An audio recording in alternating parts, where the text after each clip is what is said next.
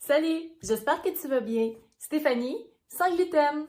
Aujourd'hui, on va aborder c'est quoi la maladie cœliaque. Donc, je t'invite à suivre cette vidéo et puis à me dire ce que tu en penses. Si tu as des questions, je t'invite à les poser en dessous. Et si tu veux, bien, on va regarder ça ensemble. La maladie cœliaque, c'est une maladie qu'on appelle une maladie auto-immune. Qu'est-ce que ça veut dire, ça, auto-immun? Eh bien, dans notre corps, on a tous un système qu'on appelle le système immunitaire, qui sont nos petits soldats et puis qui nous défendent contre les virus et les bactéries et qui nous permettent de rester en santé.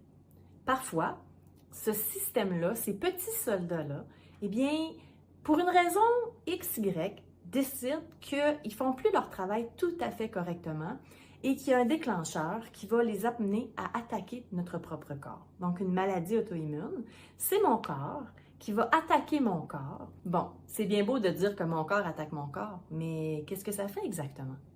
En fait, c'est que mon système immunitaire prend la superprotéine du gluten pour un ennemi. Mais au lieu d'attaquer celle-ci, puis de le faire comme avec les virus, soit les détruire, bien, il va se mettre à attaquer les parois de mon intestin. Et ça, bien, ça va faire inflammer mon intestin, puis ça va faire briser, détruire ce qu'on appelle les petits plis. Tu sais, les petits plis qu'on a tous dans les intestins et qu'on appelle les villosités intestinales. Mais pourquoi est-ce que c'est grave? Parce que ces villosités, elles sont indispensables. C'est grâce à elles que tes nutriments, tes vitamines passent de ton intestin à ton corps. Donc, si elles sont absentes, si elles sont brisées, si elles sont détruites, eh bien, dis-toi que ton corps ne reçoit plus tout ce qu'il a besoin pour se maintenir en santé. C'est vraiment important, donc, cette portion de ton corps-là. Petit à petit, cette destruction-là, ça entraîne des carences. Ça entraîne des carences en fer, des carences en calcium, des carences en vitamines, divers nutriments qui vont plus aller vers ton corps. Tu vas avoir un corps qui reçoit plus tout ce dont il a besoin parce que son intestin ne fait pas son travail.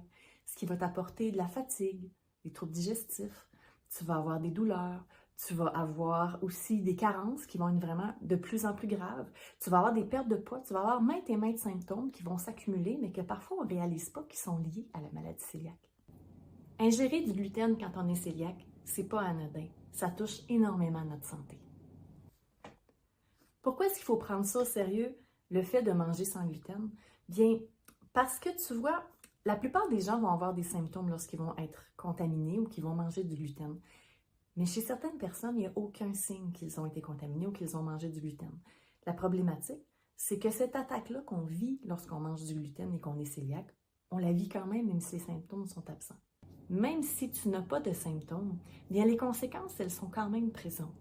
Tu vas quand même avoir ton système immunitaire qui va aller attaquer ton intestin, qui va faire inflammer celui-ci, qui va détruire les parois de ton intestin, puis détruire aussi tes villosités.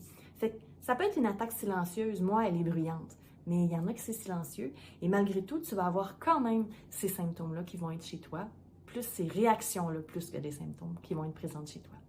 Sans traitement, évidemment, la maladie entraîne des carences et beaucoup de problèmes de santé. Puis, ça peut aussi augmenter les risques de cancers gastro-intestinaux. Mais pas de panique! Même si la maladie cœliaque te demande d'avoir de grands changements dans tes habitudes de vie, il est tout à fait possible de bien vivre avec celle-ci. Le plus important, c'est de suivre un régime strict sans gluten dès ton diagnostic, puis de le faire aussi même si tu ne ressens aucun symptôme.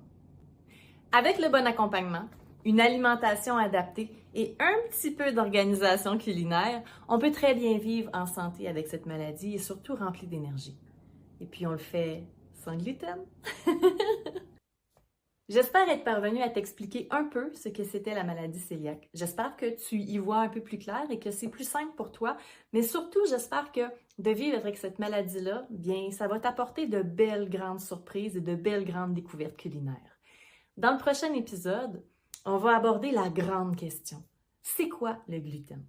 Donc, je t'invite à t'abonner. Je t'invite à inviter des gens qui, comme toi, vivent avec la maladie cœliaque ou tout simplement vivent avec le fait de manger sans gluten. Sur ce, prends soin de toi et surtout, oublie pas, t'es important. C'était Stéphanie sans gluten. À la prochaine.